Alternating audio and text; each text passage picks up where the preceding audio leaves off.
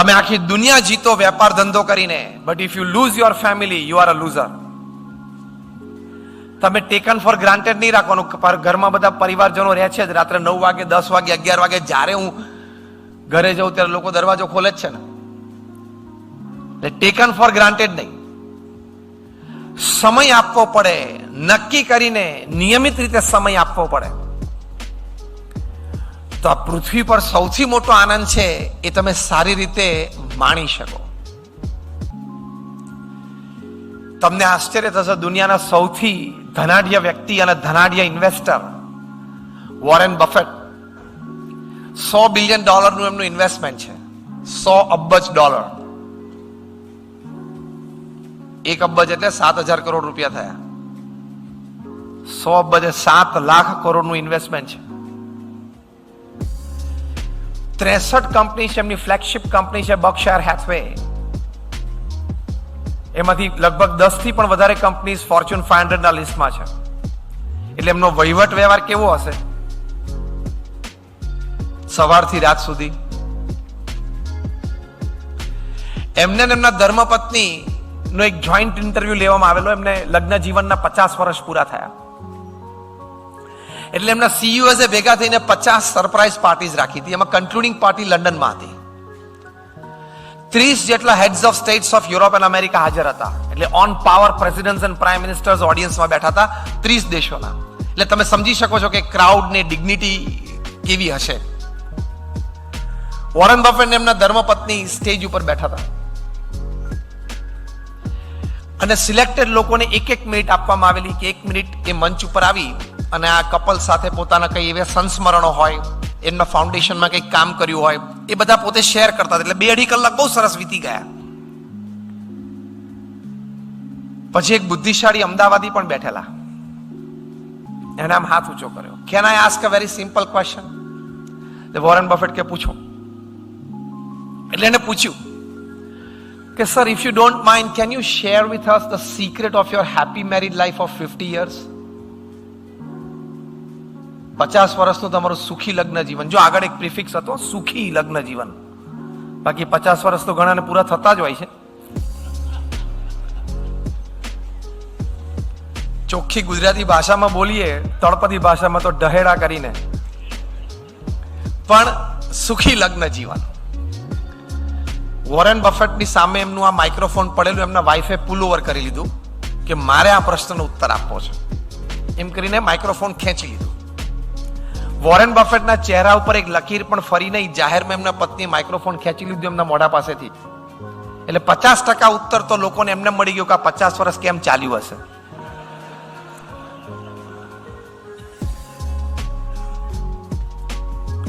પછી એમના પત્નીએ બહુ સુંદર વાત કરી. વચ્ચે એક વાત યાદ આવે છે એટલે કરી દઉં. એકવાર આવા એક કપલને 50 years મેરીડ લાઈફના પૂરા થયા. ફેમિલી ફંક્શન હતું, રિલેટિવ્સ, ફ્રેન્ડ્સ બધા હતા અને બંને એટલે કપલ સ્ટેજ ઉપર બેઠા હતા. બધા પુષ્પગુચ્છ આપે, બુકે, ગાર્લેન્ડ, ગિફ્ટ્સ. પછી એમને આવો જ પ્રશ્ન પૂછાયો કે તમારા સુખી લગ્ન જીવન 50 વર્ષ થયા, એનું રહસ્ય શું? એટલે જેન્ટલમેને કહ્યું કે રહસ્ય બહુ સિમ્પલ છે. મોસ્ટ ઇમ્પોર્ટન્ટ ડિસિશન્સ હું લઉં અને મારા વાઈફે હા પાડવાની જ, આર્ગ્યુમેન્ટ જ નહીં કરવાની. અને લેસ ઇમ્પોર્ટન્ટ ડિસિશન્સ હોય ને એ મારા વાઈફને હું લેવા દઉં, હું કહું સારું કર. એમ તમારા બધાના ચહેરા ઉપર આશ્ચર્ય તો છે કે આવી રીતે 50 વર્ષ ચાલે નહીં. એટલે બીજા એક બુદ્ધિશાળી હતા, એમને પૂછ્યું કે sir, if you don't mind, તમે લિસ્ટ આઉટ કરી શકો કે કયા ઇમ્પોર્ટન્ટ ડિસિશન્સ મોસ્ટ ઇમ્પોર્ટન્ટ તમે લો અને તમારા wife has to simply say yes and follow, અને લેસ ઇમ્પોર્ટન્ટ ડિસિશન્સ જે તમારા વાઈફ લે અને તમે હા પાડો. તો કે લેસ ઇમ્પોર્ટન્ટ ડિસિશન્સ જે મારા વાઈફ લે અને હું સિમ્પલી હા જ પાડું અને મારે હા પાડવાની જ હોય, પાડવી જ પડે, એ કયું મકાન આપણે રહેવા માટે પરચેસ કરવું એ નક્કી કરે. એ મકાનમાં ઇન્ટિરિયર્સ કેવું કરવું એ નક્કી કરે. કઈ કાર ફેમિલી માટે પરચેસ કરવી એ મારા વાઈફ નક્કી કરે. અમારે ક્યાંય પિકનિક ઉપર જવાનું હોય તો ડેસ્ટિનેશન ને બધું એ પ્લાન કરે. અમારે 4 જણાના કપડા દિવાળી પર કે બીજે ત્રીજે વખતે ખરીદવાના હોય તો પણ સિલેક્શન ફાઇનલ ઓથોરિટી એ જ છે. આ હું પહેરીને ઊભો છું, એ ભાઈ એવું કહ્યું, એ પણ એમનું સિલેક્શન છે. છોકરાઓને કઈ સ્કૂલમાં, કઈ કોલેજમાં, ઇન્સ્ટિટ્યૂટમાં ભણવા મોકલવા, દેશમાં પરદેશમાં, એ બધું મારા વાઈફ નક્કી કરે. કયા ફેમિલી મેમ્બર્સ, રિલેટિવ સાથે કેવા સંબંધ કેટલા રાખવા, એ પણ મારા વાઈફ નક્કી કરે. એટલે આવા જે લેસ ઇમ્પોર્ટન્ટ ડિસિઝન્સ છે ને લાઈફના, એ મારા વાઈફ લે. તમને આશ્ચર્ય થતું હશે ને કે વધારે ઇમ્પોર્ટન્ટ ડિસિઝન આના સિવાય રહ્યા ગયા કે જે બિચારા જેન્ટલમેન લે અને એના વાઈફ સિમ્પલી ફોલો કરે. એટલે પૂછ્યું કે હવે કયા ડિસિઝન રહ્યા? આમાં તો ઘર ને મકાન ને ઇન્ટિરિયર્સ ને કાર ને ઇન્સ્યોરન્સ ને પોલિસી, એજ્યુકેશન ને ચિલ્ડ્રન ને પિકનિક ને રિલેશન્સ બધું નક્કી થઈ ગયું. તો વધારે ઇમ્પોર્ટન્ટ ડિસિઝન્સ જે તમે લો તમારા wife simply she has to follow blindly and say yes, એવા કયા? જેન્ટલમેને કીધું કે whether America should enter Iraq. હું કહું ના, મારા વાઈફ કે તમારો નિર્ણય બરોબર છે, લો ચા પીએ. અમેરિકાએ ઇરાકમાં એન્ટર થવું જોઈએ કે નહીં, એટલે હું નિર્ણય લઉં ના થવું જોઈએ, એટલે મારા વાઈફ કે બરોબર છે. પછી કે અમેરિકાએ અફઘાનિસ્તાનમાં એન્ટર થવું જોઈએ કે નહીં, હું કહું કે ના થવું જ જોઈએ, એટલે મારા વાઈફ કે તમારો નિર્ણય બરોબર છે, ચાલો આપણે જમી લઈએ. એટલે જે ડિસિઝન ગ્લોબલી ઇફેક્ટ કરતા હોય ને એ હું લઉં,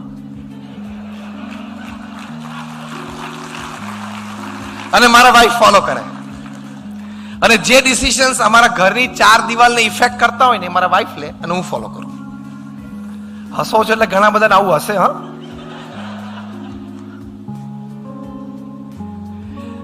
lighter moments apart, coming to a serious tone, Warren બફેટના ધર્મપત્નીએ કીધું બહુ જ સમજવા જેવી વાત છે ફેમિલી વેલ્યુઝ માટે. When it comes to time, સમય જે આપવો ફેમિલીને.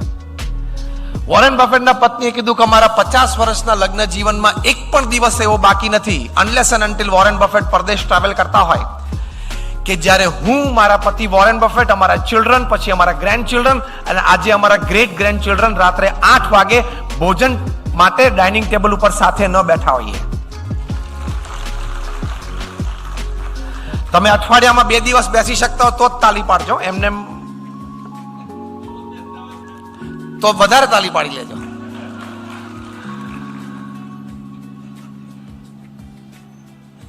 તમે ધારો તો આ થઈ શકે છે. અમારા ગુરુહરિ પરમ પૂજ્ય મહંત સ્વામી મહારાજ 2 વર્ષ પહેલા અમેરિકા પધારેલા. એ વખતે વોશિંગ્ટન હતા અને અમેરિકાના એક્સ પ્રેસિડેન્ટ બારાક ઓબામા એમને ઇન્વાઇટ કર્યા કે તમે મારી ઓફિસે પધારો.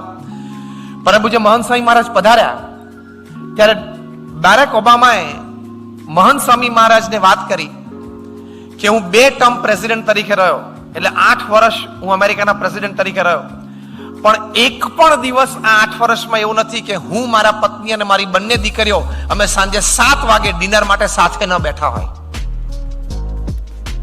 અને તારે અહીંયા અમદાવાદમાં એક ફેક્ટરી ચાલે છે, એમાં શું રાત્રે 10 વાગી જાય છે? 2 ઓફિસ ચાલે છે, એમાં છે ને રાત્રે 9 વાગી જાય છે. ચલો મહિનામાં 2-4 દિવસ અલાઉડ કે તમે 10 વાગે આવો, અર્જન્ટ હતું, કામ હતું, ઇમરજન્સી હતી, મોટું કામ આવી ગયું, ક્લાયન્ટ આવ્યા, મોડા આવ્યા, અલાઉડ. બીજા 3-4 દિવસ અલાઉડ, ટ્રાફિક હતો, વરસાદ હતો.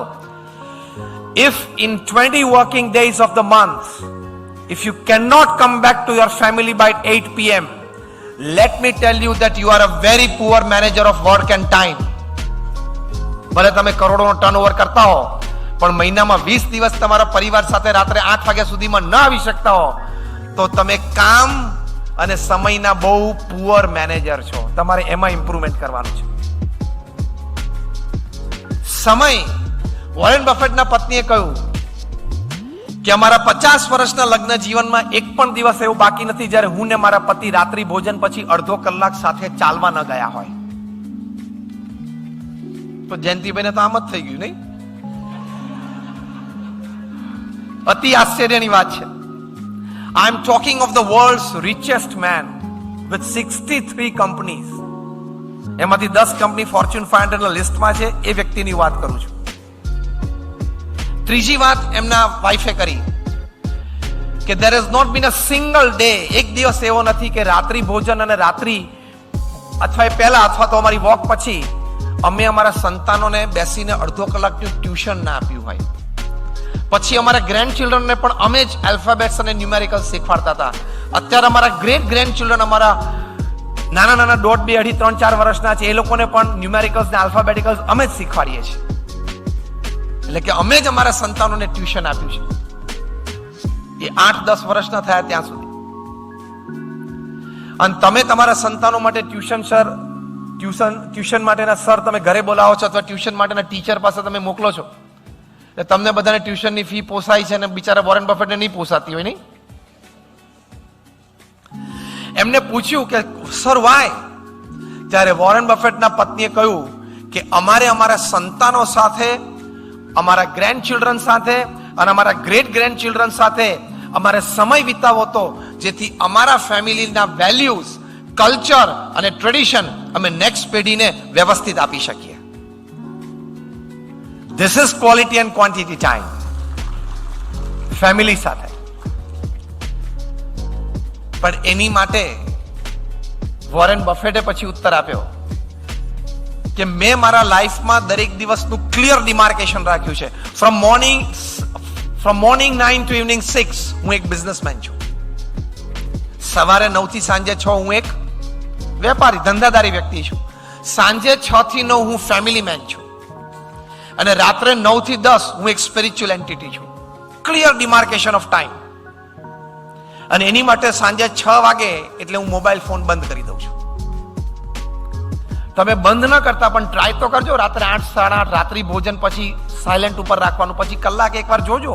કોઈ અર્જન્સી ઇમરજન્સી હોય તો બરોબર છે, બાકી આ ગેજેટમાં બહુ જ તાકાત છે. તમારો બધો જ સમય, એનર્જી અને ફેમિલી ટાઈમ લઈ લેવાનો. હા કે ના? ચલો જોરથી બોલો. છે જ. અને અત્યારે વર્તમાન વાસ્તવિકતા છે જ. હા કે ના?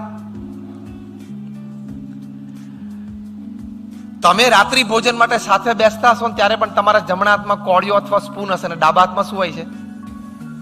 બધાને ખબર છે, મારે કઈ વાત કરવાની જરૂર જ નથી, ખબર જ છે. My simple question to you is, તમે રાત્રિ ભોજનમાં ફેમિલી સાથે બેઠા હો ત્યારે કોક વ્યક્તિ 100 માઇલ દૂર તમારી સાથે ફોન ઉપર વાત કરવા તત્પર છે. એ વ્યક્તિ વધારે અગત્યની છે કે તમારું લોહીનું સગું જે 2 ફૂટ દૂર બેઠું છે? કયું અગત્યનું છે? જોશથી બોલો. જો અગત્યનું હોય તો આજથી તમે અહીંથી નિયમ લઈને જવો કે રાત્રિ ભોજનમાં તમે સાથે બેસો ત્યારે બધાએ પોતાના મોબાઈલ ફોન 10 ફૂટ દૂર મૂકી દેવાના. Right or wrong? Take a pledge. હાથ ઊંચો કરો જો હા પાડતા હોય તો. Thank you everybody.